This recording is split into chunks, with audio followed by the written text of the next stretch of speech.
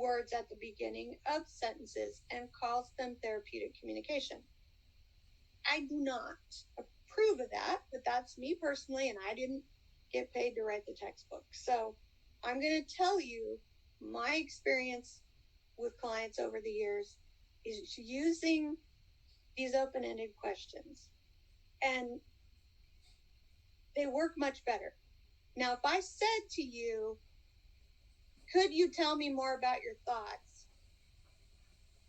I might get the answer no or yes and a blank stare. Yes, I could tell you more.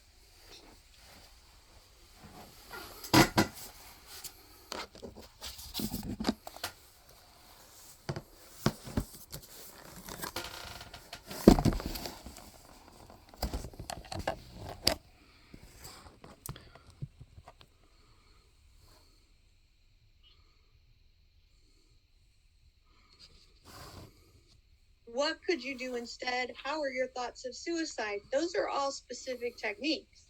They fall under the category of open-ended questions. We'll talk a little bit more about the different specific techniques. But just be aware, closed questions keep the door shut to the client's world. Open-ended questions open it.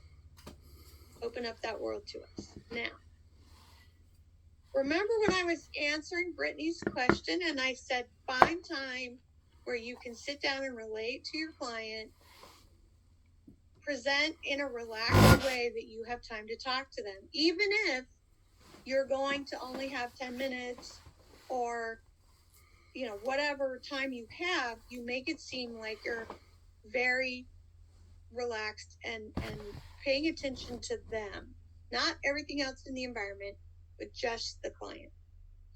I mentioned already offering recognition is, hi, Mrs. Smith. And the patient's like, hi, Nancy nurse. Or you could start with giving information if you don't know their name, or maybe you want to start out with saying, hi, I'm your student nurse today. And the patient said, oh, I remember you from last week. Or, oh, they might say, well, what's your name? Or give you their name. But giving information, the technique of giving information is stating facts, saying some kind of facts. I will caution you with giving information. It should be short. It should be kept short. If you are speaking in paragraphs, then you are doing teaching. Giving information in a therapeutic conversation is short. It's short bits of information, short bits of facts.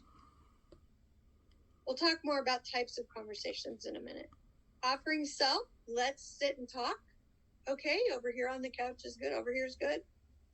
I mentioned making observation. You seem to have more energy today. The patient responds, really? I'm not sure this program's helping my depression. And then you could continue as the nurse with, well, I observed you go to group yesterday. You're up this morning for breakfast where you haven't in the past gotten up for breakfast. So something's changing. So that's, those are facts. So you make an observation, you get their response, and then you decide how to continue from there.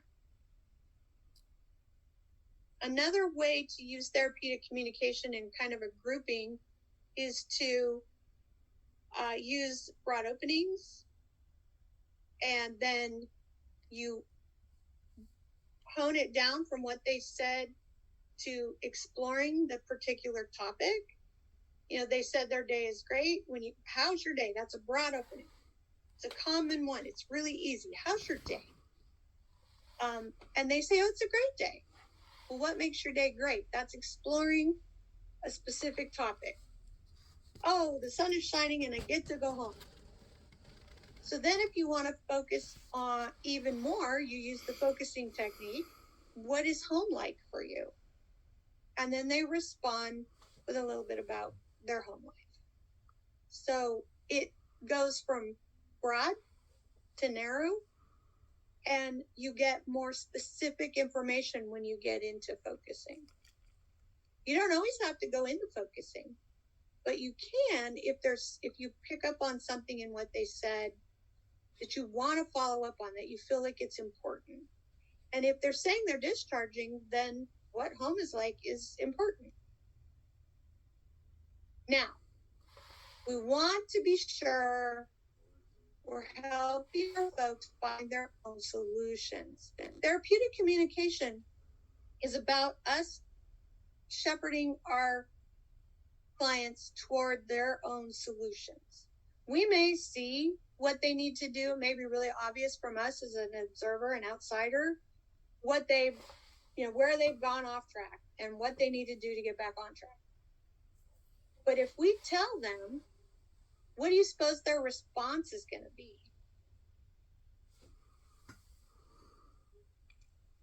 Resistant. Yeah. Closed off, resistance. I've already tried that. I don't need to hear it again. So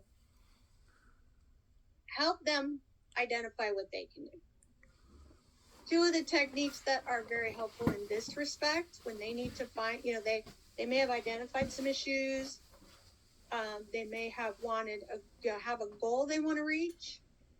Then that, so maybe they're saying, I have trouble getting out of bed. My depression just makes it so hard for me to get out of bed in the morning. So you could either use offering collaboration, which would be working in conjunction with the client. Let's think of some ways to get out of bed in the morning. So is the nurse being the expert here on ways to get out of bed? No. Or no. They're asking the client their opinion about it. Mm. And the client says, or I've got P for patient, but I've tried to get out of bed by 8 a.m., but maybe I need a reason to get up. So what would you say to that? That's what they've said. What would your next therapeutic technique be?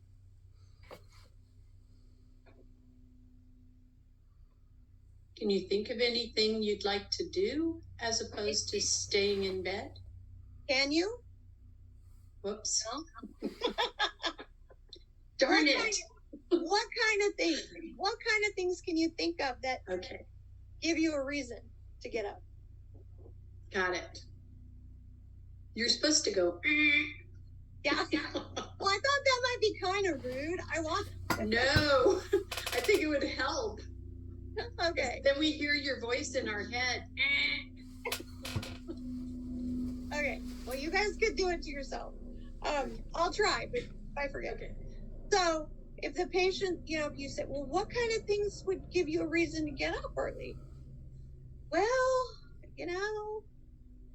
I like that first cup of coffee, and I kind of like going out to breakfast, but there can be crowds. So if I go early, I could get a table at my favorite spot. Maybe I just have to comb my hair and go. So they're finding their own solution. So the other thing is encouraging formation of an action plan. It takes a little different direction. Whereas offering collaboration, you kind of do a little back and forth about ideas. Because sometimes your patient will say to you, I don't have any ideas. I don't know what will get me out of bed. I just don't want to get out of bed. Then you might have to break it down a little more.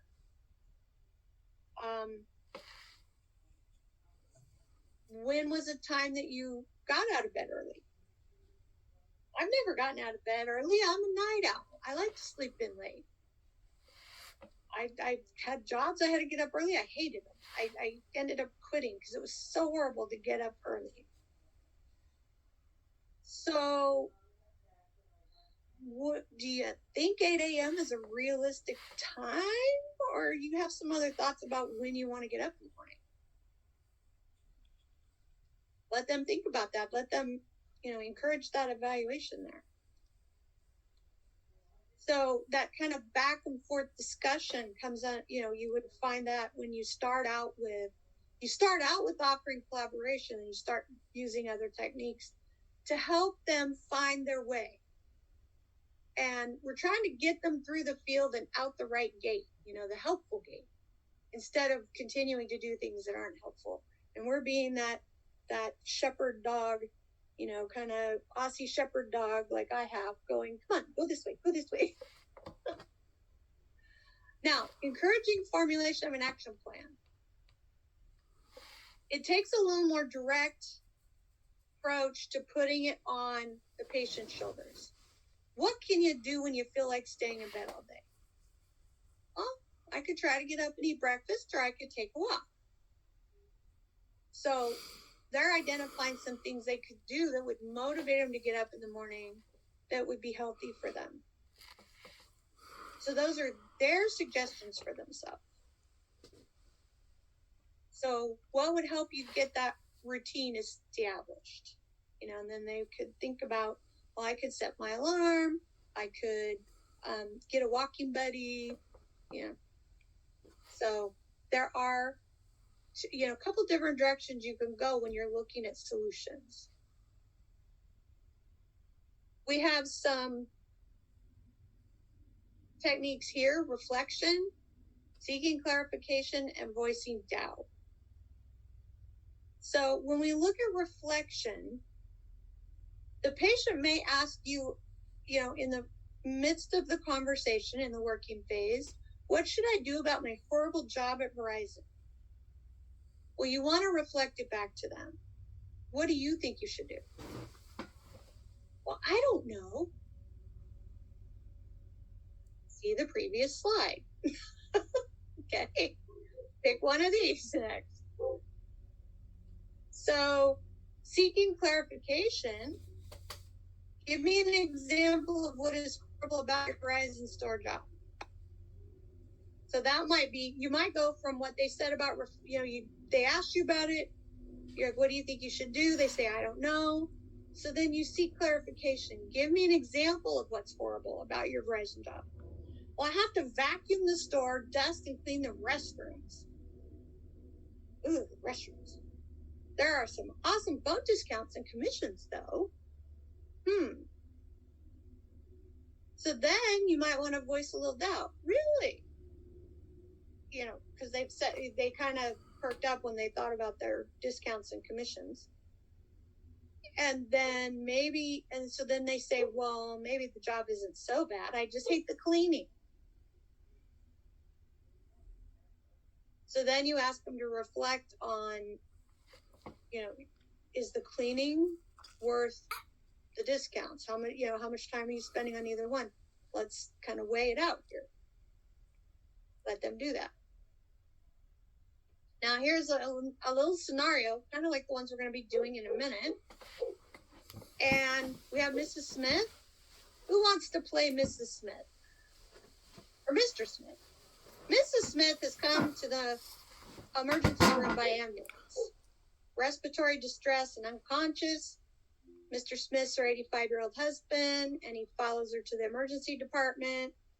You've got to get some medical history because Mrs. Smith's unconscious, and he's got severe anxiety over his wife's condition. So how will you have this conversation? How will you engage Mr. Smith to help him with his anxiety and get some questions answered about his wife?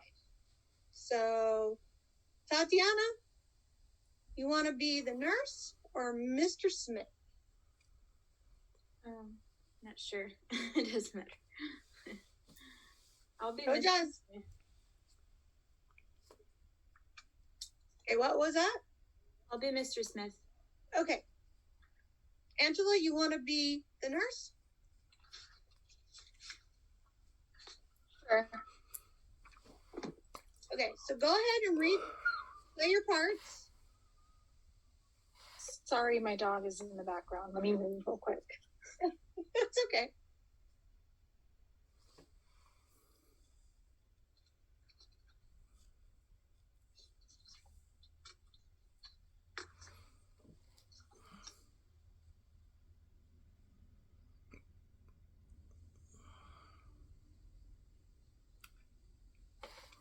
Sorry about that. Do I just start? Just go ahead and start. You're the nurse. Start Okay. Start the interaction with Mr. Smith. Hi, Mr. Smith. Who are you? Can you tell me about my wife? Where is she? I'm the admissions nurse. Sue Jones, let's sit down and talk about what is happening. Okay, I'm upset. You look anxious. I am. I need to know what is happening with my wife. Well, your wife is being admitted. Let's talk about who you could call for support. I don't know who to call. My kids are all out of town. Maybe I should call my sister. She lives in town. What would you say next, nurse?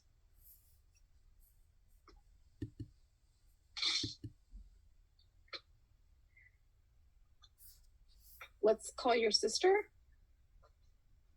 So offer collaboration, help them get to the phone and get that call made. Maybe you got a phone right there. Maybe you got to, move somewhere to where there's a phone. Help make that call so that you get Mr. Smith to calm down. Mr. Smith, Tatiana, when the nurse was addressing your anxiety instead of just answering your questions real quick, how did that feel?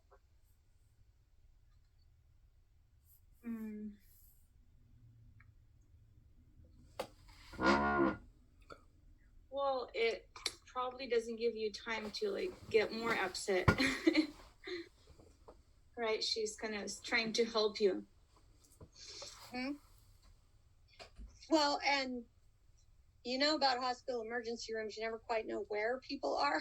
Yeah. Cover them. So answering that question is just going to make the person more upset. But by focusing on Mr. Smith and what can bring down the tone of the anxiety by, moving to a quiet place, focusing on them for a few minutes, helping them make that call, then you've got somebody who's much calmer, who can answer the questions for admission, who can help you with the triage information you need as the nurse. And you've also really helped Mr. Smith by, getting a support person for him. Of course, this was all written pre-COVID when they used to actually let people in the hospital. Just say, might not work so well now. But, just a little snippet here. There's also another longer role play, which we may get to this afternoon, we may not. But I want to give you guys a sense of how you can start off with the role play and kind of continue to work through it using therapeutic techniques. And that's what I want you guys to do as we go into the breakout rooms is take your scenarios. And please, you guys, as you're working together, as best your internet allows, turn on your screen so you can see each other and read the body language. It's going to be really difficult for the people doing the role plays to interact if they're not, if there's no body language component. Because we usually have that with our patients. Not always. Sometimes we're on the phone, but often we do. Now, you're going to be 3 to a breakout room. One of you is going to be the nurse. One of you is going to be the client. And the third person is observing. And if somebody uses a therapeutic technique or a non-therapeutic technique, if they ask a why question, say, use one of those closed questions, could you, can you, then, raise your hand, say, whoa, try again. And, give them a little coaching. So you guys take turns. You just jump into the scenarios and try techniques. It's whichever way you take the conversation is fine. I want you to practice phrasing the techniques.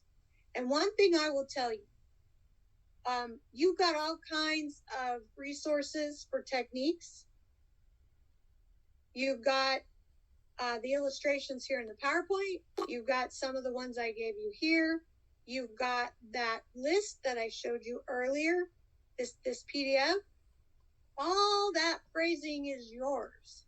you can use it. So you have plenty of phrasing to choose from, or you can, use your own. You're going to find what works the best for you. So I'm going to stop sharing. And I'm going to say, like I said, if you're in breakout room 1, take the first scenario for Jessica J. Second breakout room number 2, take Shelby and go on that way. I believe there's 5 of those scenarios. So then if you are in room 6, you start back with Jessie J. Is that right? Do I have that right? And then let's do these breakout rooms. 8 of them. I'm going to assign you automatically, so you'll be with different people each time. And that'll also help you guys get to know people in the class you haven't met yet, which is kind of cool too. Some of you guys will know each other and some of you won't. So given that we have quite a few new people, over the course of the rest of the day, you'll get a chance to meet some new folks.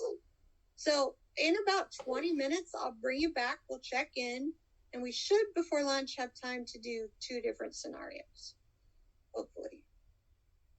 Alrighty. So I'm going to open all the rooms, and you guys click the button to join a room.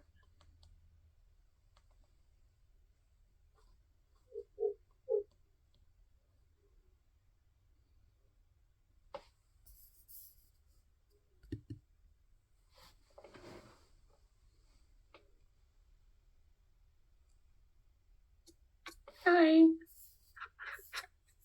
Okay, so group 7, I think we start with Shelby because there's 5 and 6 goes back to the first one, right? Mm-hmm. So who wants to play what? We get 20 minutes, so we should be able to rotate, I think. I could be the nurse. Okay. Catherine, do you want to go first, or you want me to be Shelby, and then you can pick next time if you want to be the nurse or Shelby? Yeah, we said we're doing the number 2 one, right? Yeah. Okay. Sure, I'll be Shelby. Okay.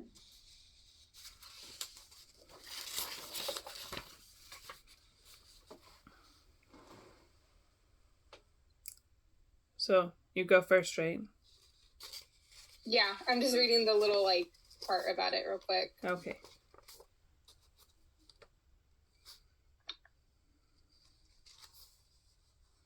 You can read that out loud if you want. I'll just follow you. Okay. Shelby M. is a 30-year-old mother of 5 children and came to the food bank for some help and agreed to a telehealth visit. The children range in age from newborn to 10 years old, and Shelby was laid off her work as a bank teller a month before the baby was born. There is no information about the children's father except Shelby is married to him but lives without him in an apartment with her children. Shelby is worried about making her unemployment checks stretch for food, rent, and utilities, but can't go look for a job for a 2-week-old infant that she's nursing. Hi, is this Shelby? Yes, I'm Shelby. How are you today? I'm fine. I'm tired, but with a newborn, you're always tired. My baby is an angel, but breastfeeding every 2 hours doesn't give much time for sleep. I try to take care of myself and all the kids, but I'm the only adult here. You have no one to help with the children?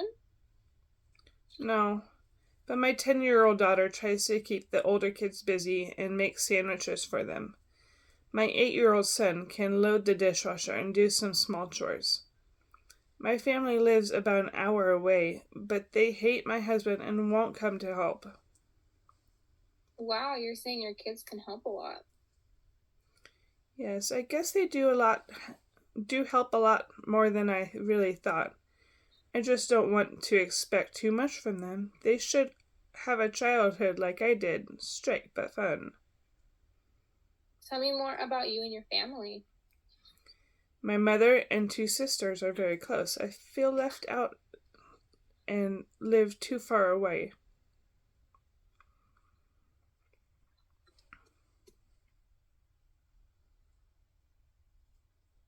Hmm.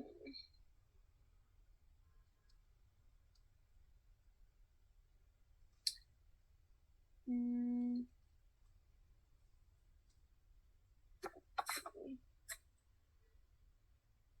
Could you tell me more about the relationship between with your mom and sisters? They all live close together, and I would love to visit with them, but it's just too far. Do you have anyone that lives closer to you that could help?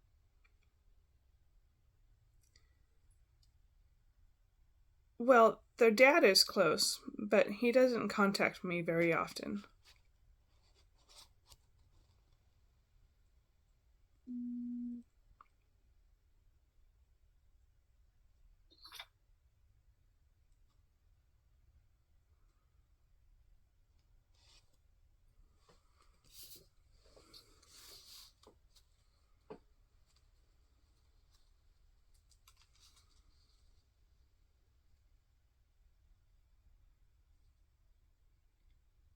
What are some ways that you can ask the Father to help?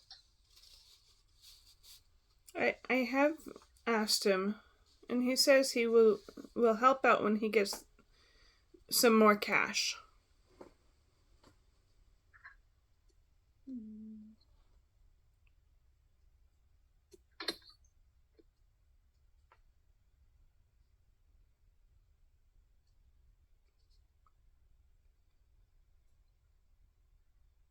I feel like I should do like a focusing question, but I'm not sure. So how about ask, have you thought about applying for assistance, or have you thought about child support? Or you could do a seeking clarification question.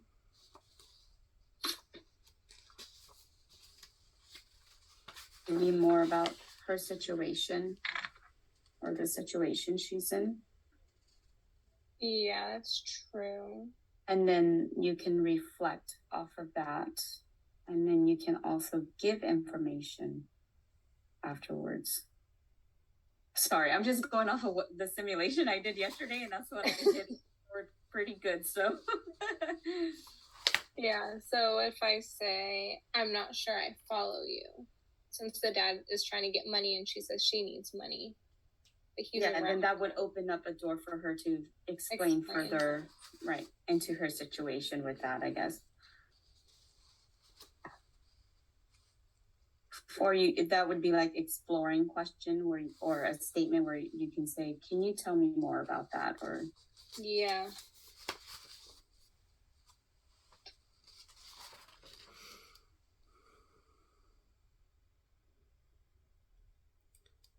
So if you would say, tell me more about that, I would say that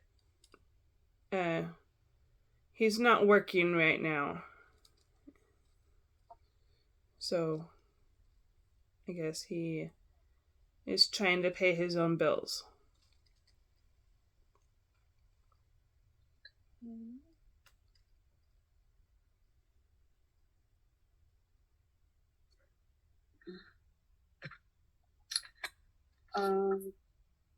Maybe like a plan of action, maybe. Or how do you? so, let me see.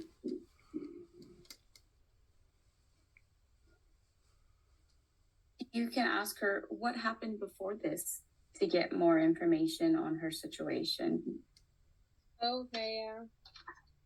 before you so you build like rapport and you gather more information about her situation before you go on to plan something with her. Yeah. Okay. So what happened before that he lost his job? It sounds like they're separated, so I would mention that we have been separated for, I don't know, 3 months. How did you guys manage the childcare previously? The older kids went to school. Where did the younger children go while you guys were working? Well, it doesn't say how old the second youngest is. The youngest is a newborn, so I don't know. Maybe they had gone to. It says the children are in age range from newborn to 10 years, and there's 5 of them. And the newborn was just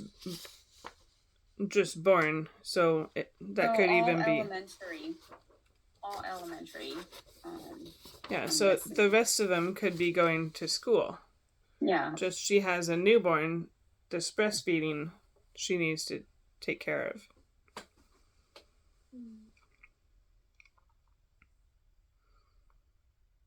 It doesn't tell us what her resources are. Say if she has a car, she could do something like Grubhub or something like that. Uber Eats. Yeah. I think too, like just giving recognition that she is doing a good job too would be good, just to like imply, so you kind of build more rapport. Yeah. And I'm trying to figure out like a way to like bring it up where she could come up with ideas like that without, like saying it, because that's what I was getting wrong in the simulation yesterday. Oh, so they were like, make sure like she brings it up. Yeah, so you would prompt her to kind of bring up the solutions herself rather than you giving her the solution. Okay. Yeah, because in the book it was saying like if you try to like tell them what to do, then they think that they can't make that decision on their own, and you want to like let them make that decision. So I guess for that you could use encouraging evaluation. No. Yeah, so encouraging evaluation or suggesting collaboration, but that's kind of working towards the plan already, right? Mm-hmm. So we could say like, perhaps we can start discovering ways that you can work while also managing the breastfeeding, and then see if they can think of anything, maybe. Okay. And maybe see how she can think of to connect with her mother and her sisters. Yeah, because we want to really build on like the strength and support options. That's what it was saying at the bottom.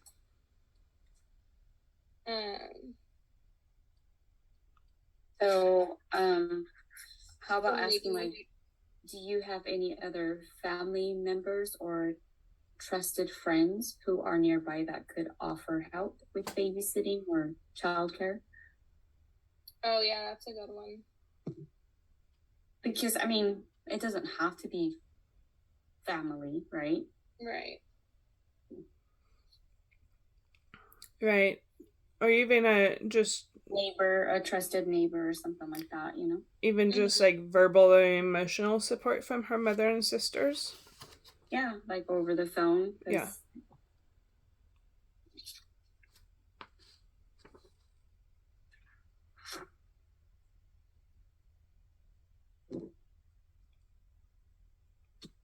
Then from there we would go on to explore different ways of getting her help, or the different programs that are out there that could possibly help in her situation, like free childcare for those who qualify, like government programs, stuff like that. Yeah, especially because she's worried about food and rent. Mm-hmm. So like welfare, Medi-Cal, so that the kids would be covered. And there are workplaces that do provide, you know, programs. So let's say if the mom was in school, pretending, like, the city colleges provide childcare that are either affordable or waived off if the mother or father or the family qualifies for it. So like that. So then the mom can still go to school, and her kids will be taken care of. Okay. And maybe we can ask her, can I share resources with you that are available? Yeah, that's how you would start it. Yep. Why don't you play the nursing role now, Catherine? Okay. We can switch back and forth. It's just the three of us. Or we can just put our inputs into the role play. We can input on both sides. Yeah. Are we supposed to start again with the same one or go to the next one? I think maybe once we like figure out a way where she feels good with like her support and Once we move on to the next one. Because I feel like we got like the support one down just by asking like, do you have any neighbors or friends or family that could help watch the baby? And then you could bring up the point of like, well, then we also made the point, like, even though the mom and sister are far away, she could still phone for support, right? Yeah. So I know, like, my family members, when I'm in a pickle, I can call them and they'll give me support over the phone and offer suggestions or advice or what to do. So it's, even though they're far away, it's like they're helping me as well. So that could be an option for her. Did it say whether or not she was close to her mom and sister? Let me see. Physically close. close. The mom and two sisters are very close, and that she feels left out because she lives. Oh. So it doesn't say anything about her being close to them. Well, it says they're about an hour away, like distance-wise. Yeah. I think she's talking about close as in like distance, not as far as relationship goes, right? Right. I would think. I feel like it's both. I feel like she says that she feels left out because maybe the mom and sister might live in the same town or closer, like 10-15 minutes, and she lives. Yeah. You're...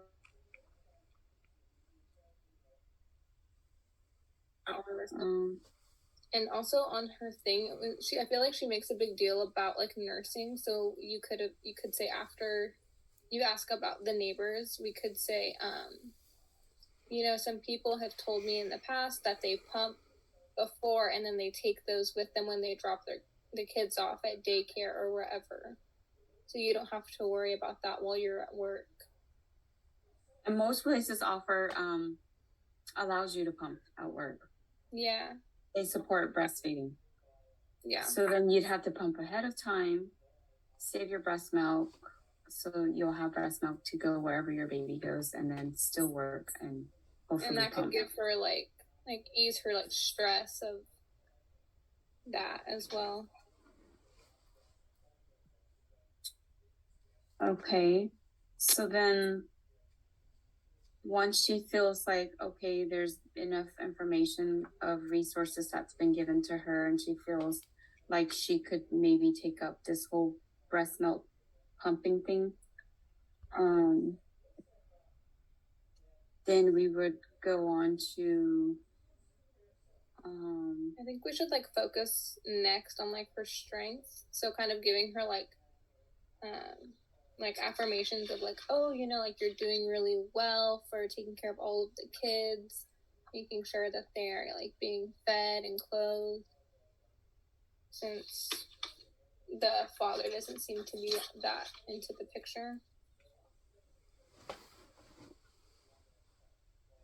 Yeah, that's good. Because then it make her like feel better about it, and then yeah.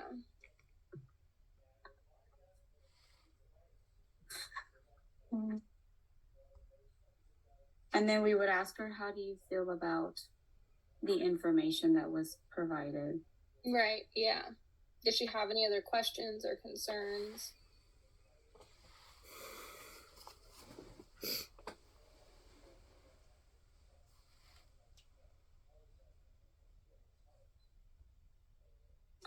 So how would you feel about that, Shelby, Catherine, if those suggestions were encouraged and collaborated with you? I think Would you that feel like- I think that would be great. I would like those suggestions.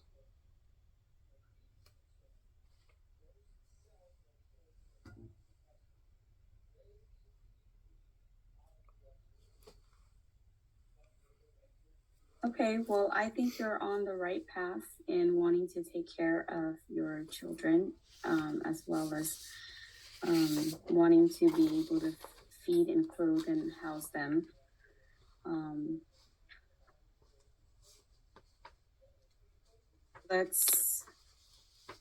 Would it be okay now to summarize what we've collaborated? No. Yeah. No? I said yeah, I think so. Oh, okay. Mhm.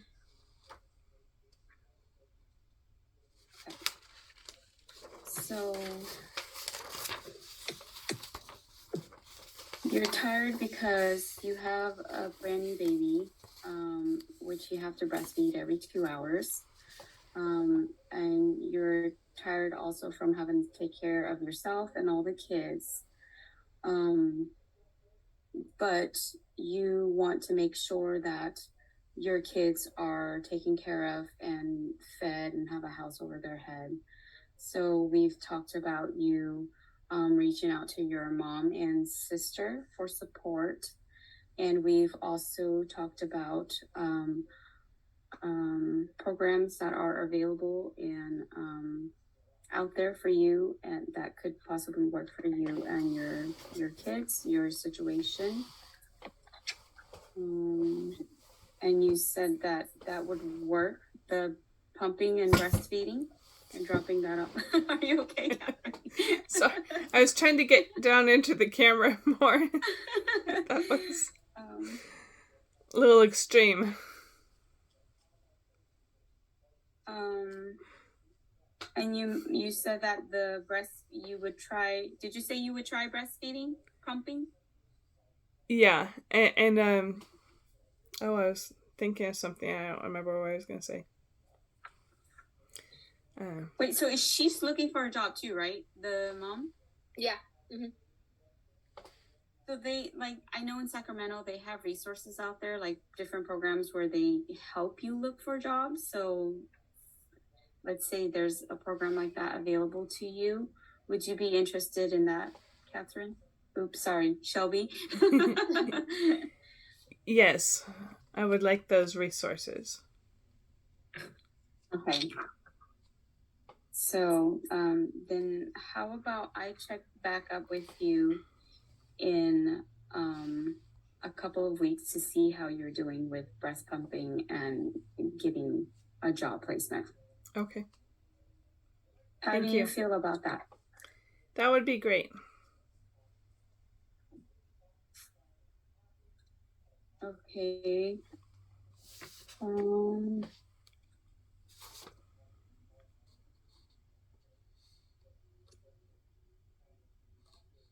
So this one says to look at her strengths and support her options. And I feel like we did that, right? We supported her options, and Alexa, you had mentioned her strengths and reflected on that. Shelby, do you feel like we've covered or somewhat help you? I think at the end we should probably restate the plan. Okay. Yeah. Alexa, you want to try that? I summarized already. Okay, so if I have this, let me try to see. Okay, so have I got this straight? You're going to ask your close friends or neighbors if they can watch the children after school so that you can go and apply for jobs. You also are going to have recommendations to places that can help you look for jobs, and you're going to pump your milk before you go and try to look for jobs and give that to whoever's taking care of the children so that the baby's food needs are met. And you're going to call your mom and sister for support to help you when things get too stressful. And I think, was that kind of it? Am I missing any other thing? I'll take up the programs that are out there. Oh, yeah. As far as like welfare and job assistance. Right. So we'll give her pamphlets for things to help with finances and also places to help you look for jobs.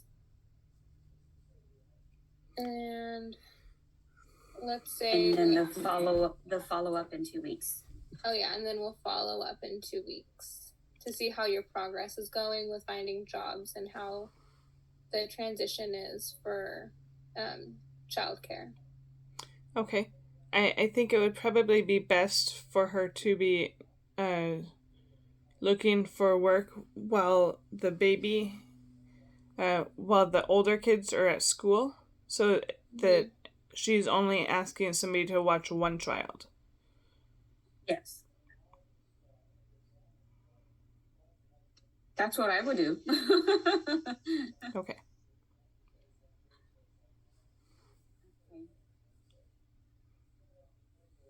All right, sounds great. Okay, then we'll follow up with you in 2 weeks to see how things are going for you. All right, thank you. Thank you, Shelby, for sharing your information and being honest with your situation. All right, so are we moving on to the next scenario? Yeah. Do you guys just want to do the next one, Lyle? Yeah. Okay. We'll just. Do you guys want to continue playing both sides and just offer? I mean, we'll read it out, and then after that. Yeah. Okay. I think we should go as far as we can with like the role play, and then when we we're not sure, then people. Yeah, that's what I mean. So we'll role play and we get down to discussing what both sides will be saying. We can all put in our inputs. Who wants to read? You guys want me to read, or somebody want to read? I can read. Okay. Lyle S. is a 20-year-old construction worker who struggles with anxiety and is a single parent of a 2-year-old son. Lyle says he lives with his parents so he can work full-time but doesn't make enough to live on his own. He says he feels anxious about his parenting skills and if he can get full custody of his son soon during a visit to the pediatrician to the son's checkup.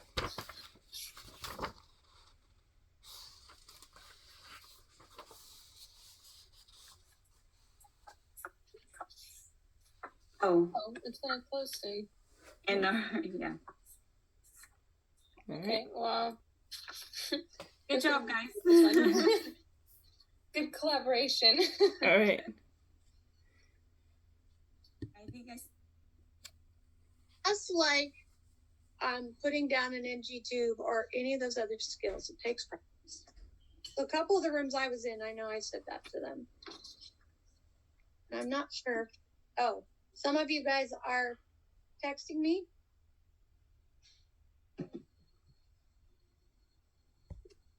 It's probably me. Okay. Let me see. Yeah, I tried. It's okay. I tried. I had to restart my Wi-Fi. That was.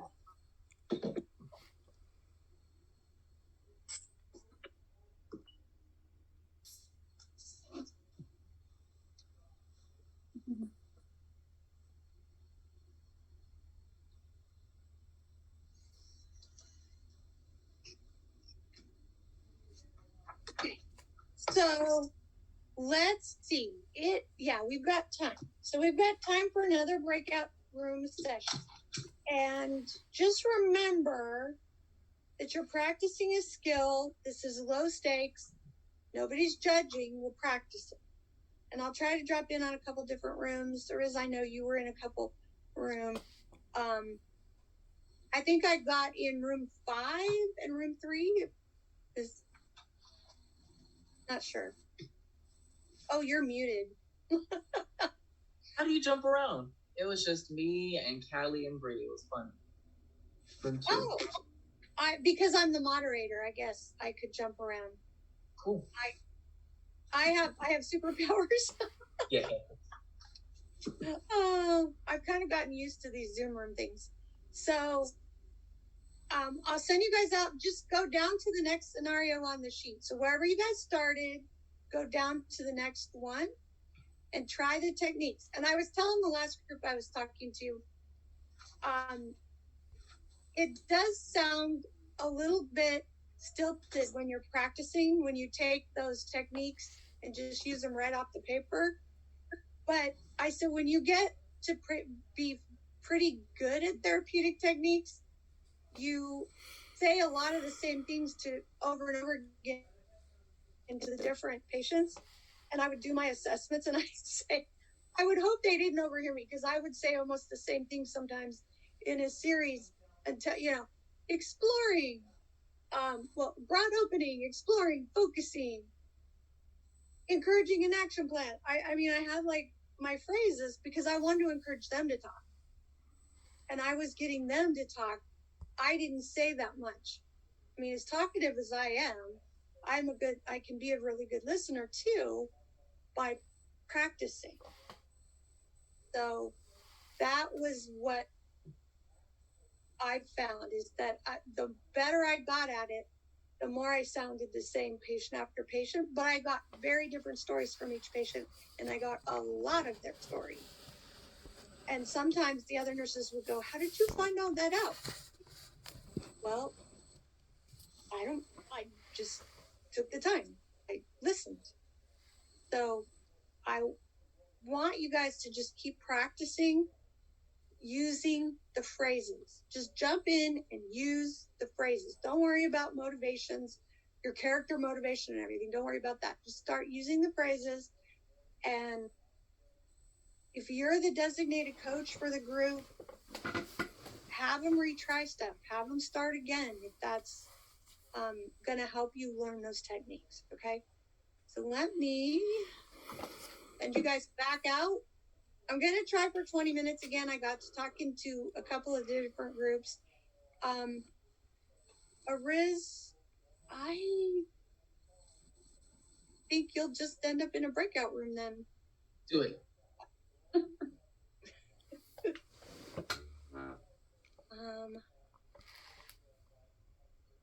If there's just 2 of you in a room, that's okay.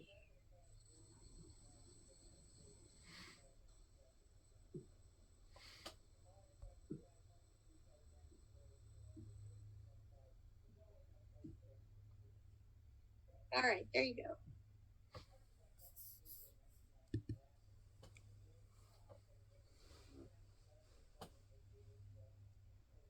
Hi.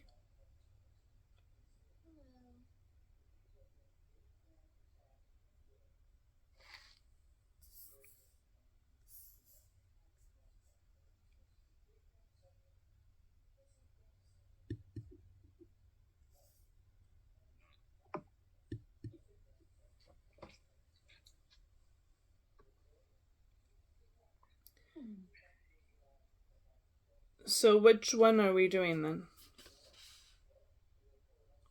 I think we're doing 4, right? Yeah, which one's 4?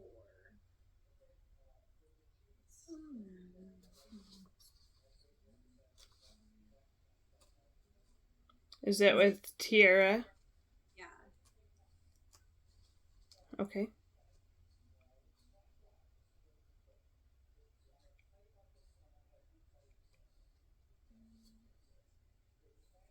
So who wants to?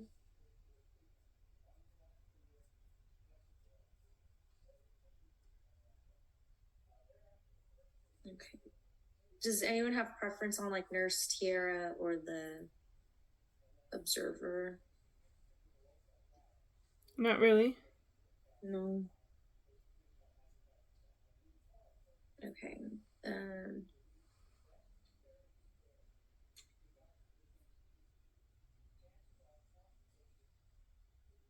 Okay, let's see. Do you want to read the scenario and then?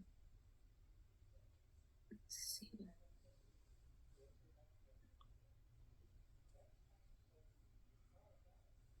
I guess I can try to do the nurse, and someone can do like I guess Tiara, and we can just I guess switch off on I guess what responses we could give as the nurse. I guess.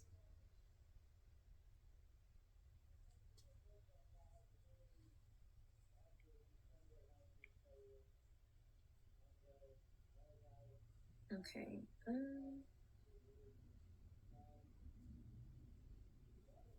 So do you guys want to like you guys both be the nurse and then like I can be Tiara, that way like one asks the question and then the other, and then that way like you both get to practice, or?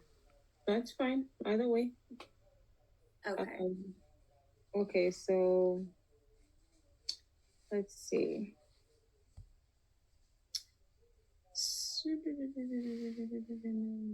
Okay, so what are your thoughts right now regarding your pregnancy? Oh, we're not gonna. Okay, so we're skipping the. What? The first part of the conversation?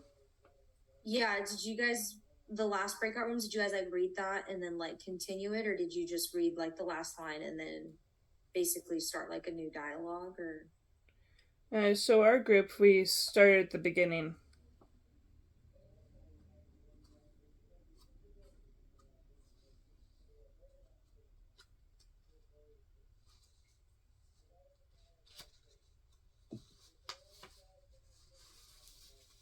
Okay, you guys show me what you mean, and then I'll jump in because we kind of I think did it differently. Okay. So I'll be the nurse. Hi, it's going to be a minute for the doctor. What are you thinking right now? Okay. I'm so mad. This is not what I want or need right now, and it's a silly mistake. Just one night of too much partying and bam, life changes. Your life will change if you're pregnant. OMG, yes. How can I work and have a baby? What will happen to the kid? I don't know anything about kids. I never had a family. Let's talk about family and who you have for support. I don't have a real family. I was a throwaway kid. Foster families are the only family I know. They don't really care about the kids. I wouldn't want any kid to end up in foster care. Okay.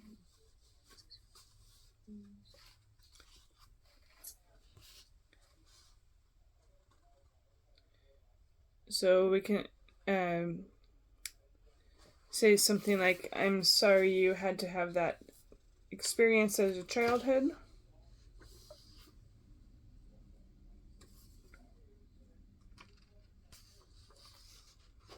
What can you tell me about your current life? Well, I mean, I live on my own. I don't have a partner. If I am pregnant, I'm doing this all on my own. I don't have family. I work a very demanding job. I just don't think I can do it. What do you think would be the father's response? I can't even tell him because he wants nothing to do with me. He wouldn't want anything to do with the baby. Like I said, I'm all on my own.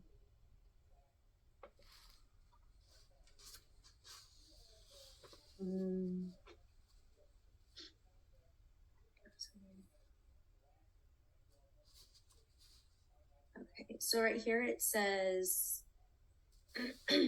who gives her support and how does she cope? Okay, so we know she doesn't have support. Mm-hmm.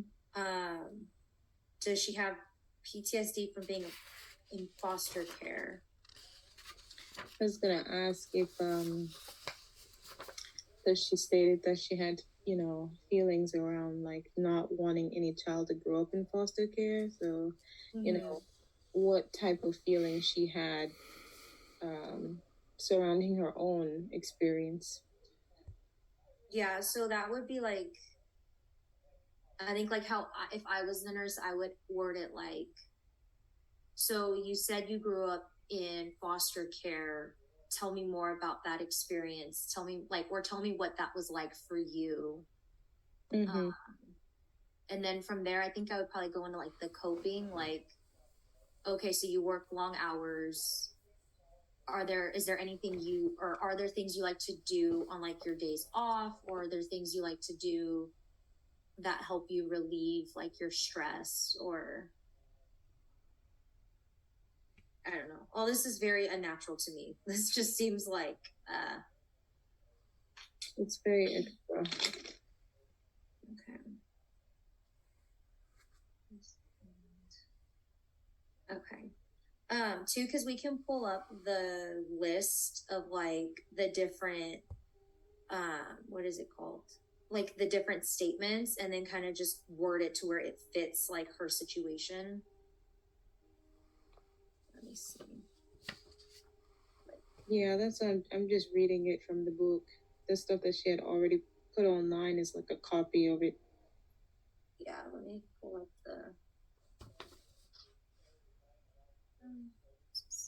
where is it? The techniques. So like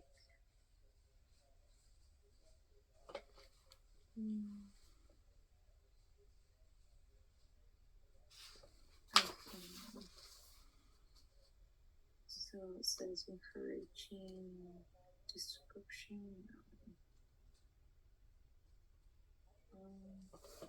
Okay, so like exploring. So that would be more like, okay, so you grew up in foster care. Tell me about your experience, right? Okay. And then I'd probably say like, oh, it was awful. I went from home to home, never really had any friends. The kids didn't like me. I didn't like my parents. School was tough.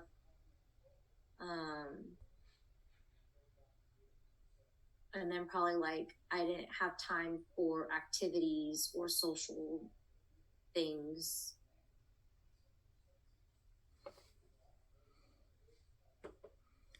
I have heard a lot of foster families, foster children say that the parents never gave them any attention, and they were always either on their phone or watching TV.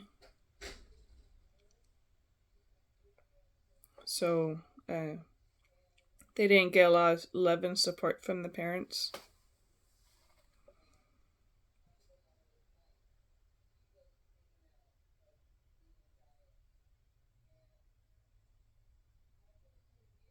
Okay, and then if I was the patient, I'd probably just say, yeah, like that's true, like that was my experience.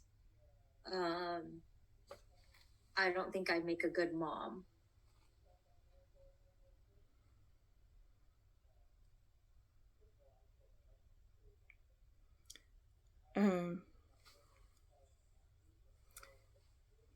Just because that was your experience doesn't mean that would be what you would do. now you know what not to do.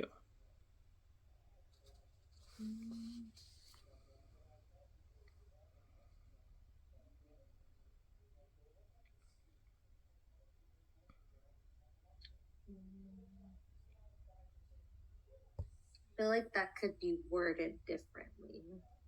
Okay. Yeah, probably. Maybe ask her, like, what are your thoughts surrounding becoming a mother? Mm-hmm. So with that, I'd probably say, well, I'm anxious, I'm nervous, kind of upset at myself. I don't think I can do it. Okay. And then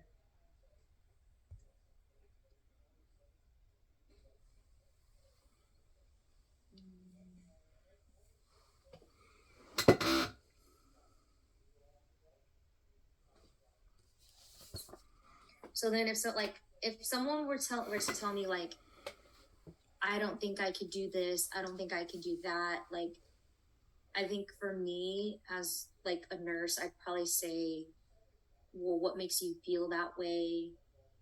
What makes you think you can't? Or like kind of try to like get into like the resources, like, well, what available resources or support do you have that could like for me, I think those would be like good questions. Okay. Or if she knows where she can find new resources. Mm-hmm.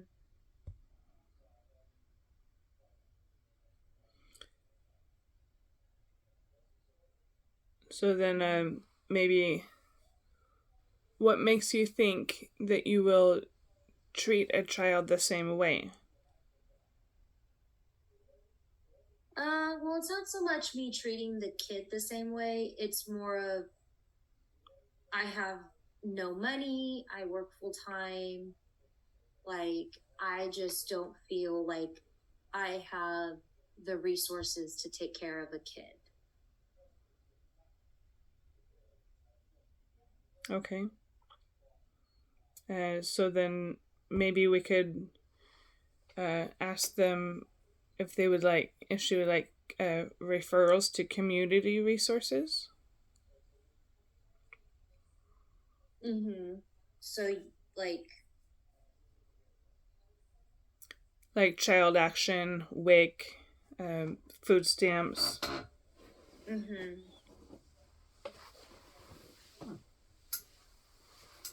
So like I would word that as like, okay, so you're concerned about not having the proper resources.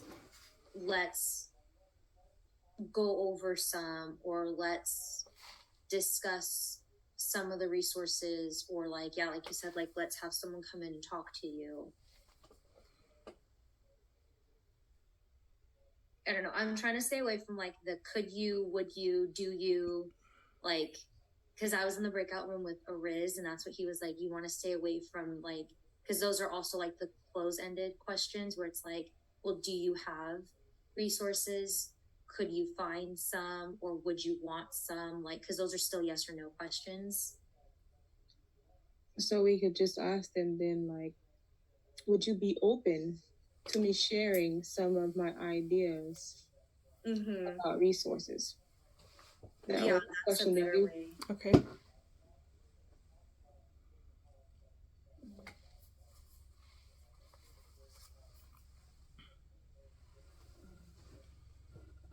Did you guys have to do anything like this while going through like LVN school? No. You guys didn't do anything like this? Ugh, We this is touched so on weird. it. Our school was very weird, but we touched on it. We touched on everything. We touched on IV drip and everything. But like I work in a place where I see mental health patients all the time now, so it's like Yeah. a bit weird to go through these scenarios. That's what I'm like, yeah, it just seems like it's so just like, I don't know, like it's very unnatural. Yeah, it's very textbook because usually like you're gonna be really expounding on like the getting to know you phase when you first meet most of these people. Some will be chatty, but like a lot of them you're gonna really have to build a rapport because they're not gonna trust you. I mean, most of them are coming in with like a sheriff or some type of cop, so you're already like, with public enemy number one. If you're like, mental health or like a criminal with mental health, it's Yeah. I know. I feel like in the moment, like when you're talking to a patient, I feel like it is different versus doing like these role play scenarios. I don't know. Like I'm still very nervous when I talk to patients. So it's like this will be interesting how this plays out. Because I know last semester I used a lot of like the closed-ended, like, oh, do you want this? Oh, would you like this? Like I used a lot of the closed-ended questions and would just kind of stare at the patient and be like, okay, oh, interesting. Like, okay, not really like asking them or getting them to talk. So this will be interesting. Okay, so you started with this class then, from the beginning. Oh, okay. Yeah, I went through. Yeah, so this is third semester for us. So yeah, so I started fall of 2021. Yeah.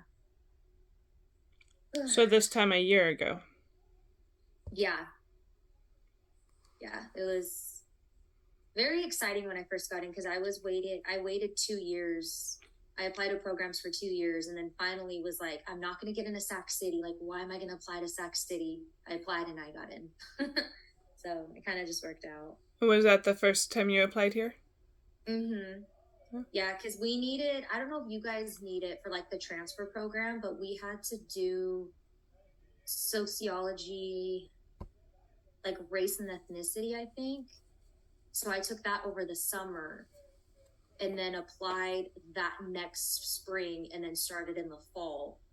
But for like ARC's program in Sierra, they don't require that sociology class. So for a year and a half, I was applying to only those 2 programs. Okay. And then finally took the other class and then got into this. So, but yeah, it's been a journey. So are you LVN or you're brand new to the field? Yeah, I mean, I guess you could say I'm brand new, but I have medical experience. I was a medic in the Army for 6 years, but it's definitely like Army medicine versus like civilian medicine. It's basically completely different because my scope in the Army was basically like, it was weird. We were basically medical assistants with LVN. Like, it was weird. The way they explained it was weird. Like, we could basically do what LVNs could do, but we weren't RNs. It was really weird. Like, we could set up IVs, we could do the drips, we could do like crikes and like sutures, chest tubes. When I got out, did you feel a way to test out? There was a way for me to do into second semester. Like, you can test to be a second semester admission. So you basically, all you get to do is you get to skip first semester. Oh, but I went to school like, it was now 7, almost 8 years ago. So I was like, no, I kind of wanted to like freshen up on like the basics. So I just did the full program. Oh, okay. Yeah. But I mean, there was a way for me to get my medical assisting license and then do like the CNA test. But I was like, it's not going to be worth it because I'm going to be in school. Like, I'm not going to have time to work and like do school. So it worked out, I think, for the best. But yeah, this just feels very just weird trying to like do these fake scenarios. Yeah. But yeah, I bet it's easier for you guys to like talk to patients because you guys have done it for like a couple years, right? Yeah, I mean, I've been for like almost 4 years. So thing is like most of the stuff that you learn like anyway, like RN is like LVN stuff, but the LVN focuses more on like your skills. So like an RN school, like everybody like I knew that went through it already, and they told me about it. They were just like, if you haven't done it, you just practice your skills a lot because they don't really have a lot of time to, go through like G-tube insertion. Like you're not really doing that as an RN, but like as LVN you do, which I thought was weird because in the hospital, if you have a patient that needs it, you're gonna have to do it, or you're gonna have to call another nurse to come and help you, and that's gonna like slow everyone down. So it's gonna be really interesting and difficult for you. You know what I mean? Mm-hmm. Good. So what is like, because I'm always confused on like the difference, because LVNs are nurses, Mm-hmm. but there's just things that you guys can't do that RNs can do, or like, is it like a pay difference? Like, what's like the main difference?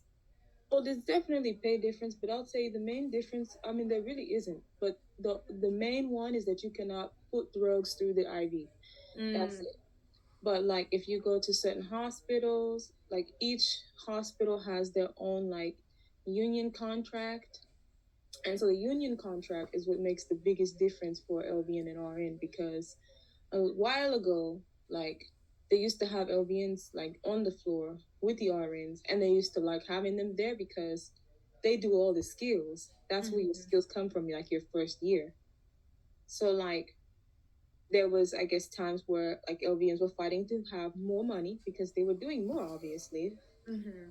But then like the RNs went on strike, and the union was like, okay, this is how we're gonna separate. So they said, okay, RNs we put on the floor, like, for med surgeon in the main parts of the hospital. And then you have the LVNs filling in clinics, sometimes the ED, and then all the other jobs that are not basically bedside on the floor. And that's how they kept like the RNs with jobs because technically we can do all the stuff that they can do, but for like less money, like why would they keep an RN? That's why there was like a fight. But usually like technically according to the state of California, you cannot run the med through the IV. That's the only difference. But if you look at the union rules, you'll see it's different for each hospital. Like an LVN can do this over here, but they can't do this at this hospital. It's just their rules, their contract to keep it safe for everybody to continuously work. That's the main difference.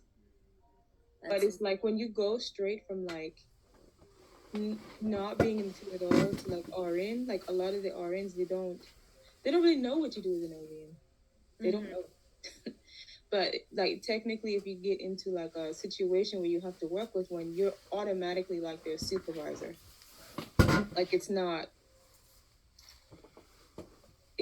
something that they tell you is gonna happen. It's just there. Like, yo, you're a supervisor now because you're an RN, just like an LPN is a supervisor of like a CNA or an MA.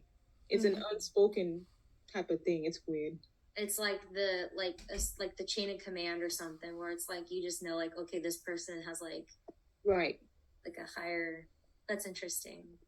Even though it's not like, because it's like when I go to work, I don't sit there and look at like a CNA like an MA and be like, what are you doing? Like, like no, we don't do that. We know what we're supposed to do. We just do it. Yeah. But like if you read the scope of California, you know what I mean? It say, oh, you're the manager of like these two, and then the RN is the manager of you, and the doctor is the manager of all of you. It's like, and they work in separate areas. You know what I mean? It's just weird. Yeah.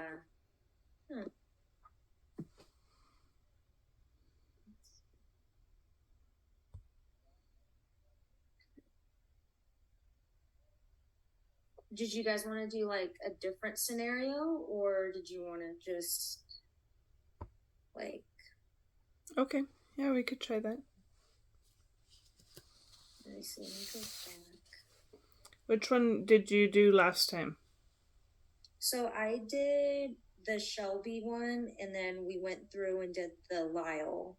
So we just did 2 and 3. Okay.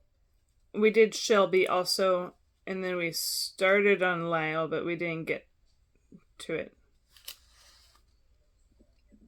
We didn't finish it. So, do you want to do Georgie? The last one? Yeah. Yeah, we can do the last one. Ray, have you done that? Yeah, I was about to say I just did that one for the last. Oh. Okay. Has anyone done the first one then, Jesse? No. Mm-mm. Let's Okay, do we that. can do that one because I haven't done that one either. So, do we want to start with the paragraph or start with the conversation? We're doing who again? The first one, Jesse. Okay. Okay. Yeah, I mean, I think it's, I mean, for me at least, it helps to kind of like get like a picture, like reading it and then going through like the statements that are already there. Do you want to read it, Catherine? Okay. Sure. Jessie is a 16-year-old female who is attending the Adolescent Mental Health Outpatient Program. She just found out she is 8 weeks pregnant when she told her boyfriend he broke up with her. As she is worried her parents won't want to help her, but she wants the baby. Jessie has called Helpline for pregnant teens and is looking for support. Okay. So in this one, I guess I can be the nurse, and then like, if you guys want, like, you guys can switch off doing the Okay. like responses with Jesse. Okay. Okay. So, how are you doing today, Jesse? I'm really. I'll go ahead. My bad. I'll read the next one. I'm really nervous. My parents know I'm pregnant, but now I have to talk to them about letting me keep my baby. What are some ways you could approach your parents with this? I've been too upset to think about it. What should I do? Let's think about this together and come up with some ways to approach your parents. Okay, I think it would be better if I got my mom alone and talked to her first. My dad seems so angry that his little girl got pregnant. So you feel your mom would be more understanding? Yes, my mom was only 18 years old when she had my older sister. Okay, so you and your mom have a thing in common, or like you and your mom have common ground. She can relate to you. How would you go about this topic with her?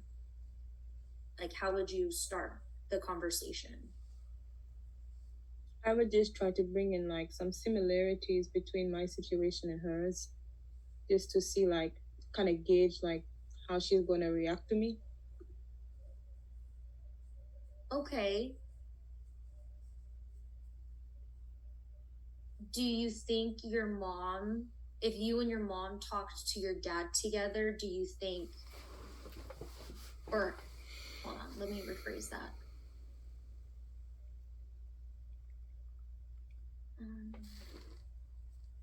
So your mom seems like she would understand more, and your dad is the one that you feel would have a harder time with this.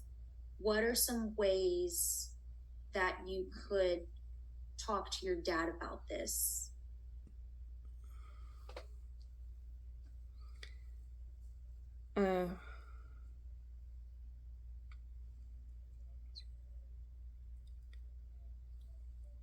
I would help him see the pros and cons and show him I have a plan. Can you elaborate on this plan?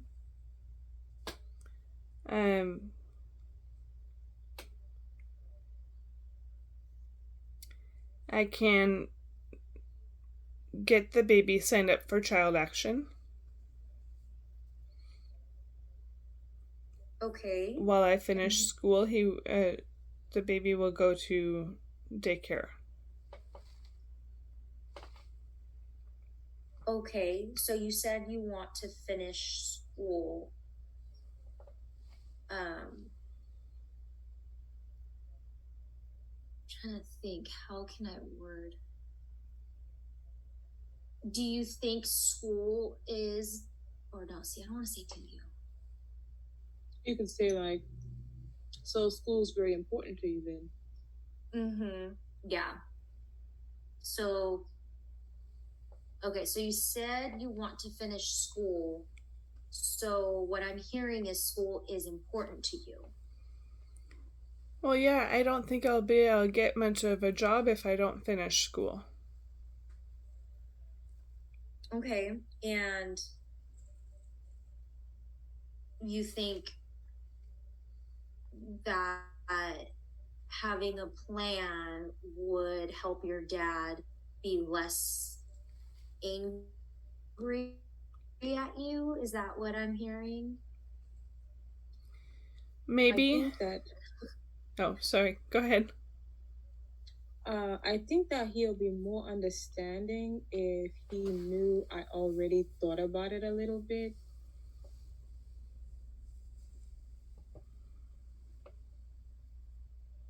Okay. Let's see. Okay, what else? Is there anything else that we could like add in there, or because she didn't really? So she said the boyfriend broke up with her, so I'm assuming he's kind of like a non-issue. I mean, what else could you tell like a pregnant teen? What are her feelings surrounding the breakup? I mean, she's gonna be having the baby, but she's gonna still have to, deal with those feelings of just being abandoned. Mm-hmm. So I could say like, what are your feelings about being like a single parent, or is that too like kind of depressing? To me, that would be kind of depressing if I heard you that. could ask her what are her feelings around becoming a new parent. I like that better. Yeah. Okay.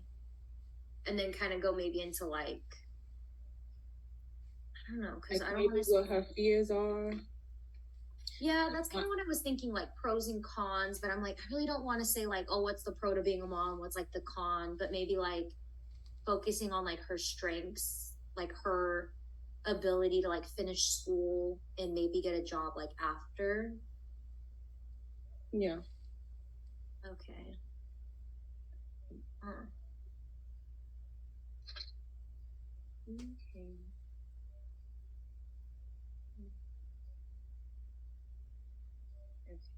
Because yeah, it says consider other ways to help Jessie find support. So maybe seeing like if her school has like an after school program.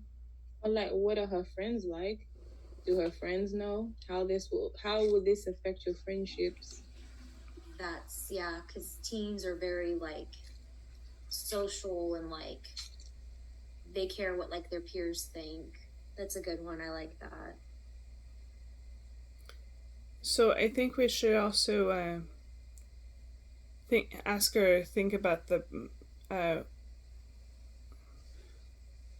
possibilities that her parents might not accept that she wants to keep the baby, and what maybe she can weigh the benefits and consequences. Mm-hmm. So how would we bring that up without it being like, oh yeah, your parents might not want you to keep the baby. Like, oh, that sucks. So like pros, maybe we ask her like, what excites you most about becoming a new mom? And then like on the opposite end, you could say, what kind of challenges do you think you'll face as a new mom? Mm-hmm. That's yeah. Okay, because then yeah, she might be like, oh yeah, like getting backlash from my parents, not having time to hang out with my friends, not being able to do the things I want to do. Yeah. Do any of you have kids, by the way? I do. How old? 13. Oh, just one? Okay. Yeah. 13. He's mentally disabled, so he's more like 6 or 7. Oh, okay. What about you, Ray? Do you have any kids? Nope, kid free. I know. I got a fur baby 3 weeks ago, and she is driving me absolutely nuts. How old is she? She's so she's a cat. She's a kitten. She's literally like a baby. She's only 12, 12 weeks. Maybe she's 13 by now. I got her from the Bradshaw shelter. Okay. So she's just like, I don't know if you guys saw her earlier. She like, when we were in the Zoom meeting, she jumped on like the back of my chair. She started like crawling like on my books and stuff. And I was like, get out of here.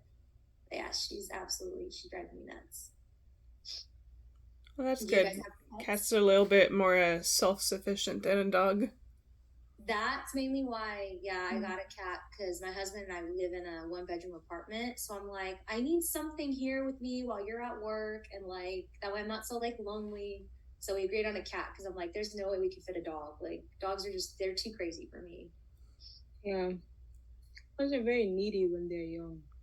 They are. They're very destructive. Like she's destructive, but like not to the level I think a dog would be. Because I've had dogs at like my parents' house, and let's just say we'd come home and things were broken, things were like all on the floor, and we're like, what the heck happened? Right. Like, they're crazy. Are you guys worried about like this semester at all? No. No. Maybe this first test, maybe, but no. Yeah. So I actually like was talking to somebody who reached out to a 4th semester student, and they basically said exam 1 will be the worst. Good luck. And I'm like, okay. So yeah, I'm a little nervous. And I feel like all of this is like for these tables, I just feel like knowing the difference between these communication techniques is going to be like the majority. Because I mean, this is all we focus on from this, really. We're not much facts and stuff. It's all going to be like practical and how you use it, you know? Like discerning from, okay, this technique from another. But I don't know. I just do the practice questions, you know? And then just read over the technique. Because, I mean, when you look through the whole chapter, I mean, that's pretty much all you're doing. You're identifying, and then you're trying to practice using them, and that's it. You know? I'm not sure what else they would focus on. Like, yeah. I mean, because, like, I hope it's not like, oh, you're having this conversation with this patient, and then this is what you tell them. Okay, well, what form of like or what technique of communication is this? And I'd be like, gosh, dang it, like, because then basically at that point, like, you're just memorizing like the techniques, you know. That's what I feel like it's gonna be. I feel like that's why it's the hardest, because like therapeutic communication is like, it can be so many things, and it's really subjective, right? The way I interpret what you say is different than what someone else might interpret it. And based on like your background and where you're from, even something that's like therapeutic here may not be somewhere else. It could be like challenging someone, or, you know, making them feel like less than. So it's weird. Yeah. Because like those like statements, like, I think we were talking to, I think in the first group, Ariz had brought up like, when he says like, oh yeah, tell me more, like, it can kind of seem like you're like intruding or like being nosy. And I'm like, like, I don't want to seem like I'm nosy, but like I want to seem like I'm invested. So that's a good point that like to someone else, it might be like, well, why is this person like all of my business? Like, I don't want, you know, like, why are they asking me that? Yeah, that's why I feel like it's hard, because it's such a subjective topic to try to, you know, tell someone what would be therapeutic for everybody, which I don't agree with. Yeah. I don't know. That's why sometimes I think like silence is kind of the best, because you can just be like, like literally just let like the person talk and talk and talk, like, you know, about whatever they want to talk about. But, I guess I'm most apprehensive about the course because for our summer program, we multiple students, we felt that the the course was very disorganized and not so well laid out. Mm-hmm. Yeah, the summer was yeah, that was an interesting experience. That was not when I was like, I don't even know. So before I came here, I was like, I had applied to ARC, you know, and I was in their like full 2-year program because I missed like the cutoff. So I guess the way every other school does cutoff is like, you know, February, the whole month, you apply for both fall and spring, you know. Yeah. And theirs, they do it like September to like October every year or something. It was something weird like that. Yeah, ARC is weird because I know Sac City only does one application for both fall and spring. Mm-hmm. Yeah, like all the schools now go to like one every year, but like the year that I applied, it was like they still did it too. Oh, they're kicking us out. Mm-hmm. I'm like, hopefully we go to lunch now because I'm hungry. I think so. She said 12:30. Okay. Oh, yeah, that's good. Right. Okay, bye guys. Bye.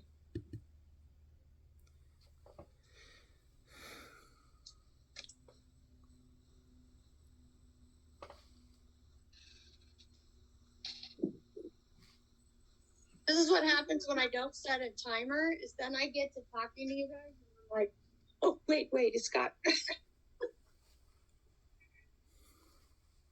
away from me. All right.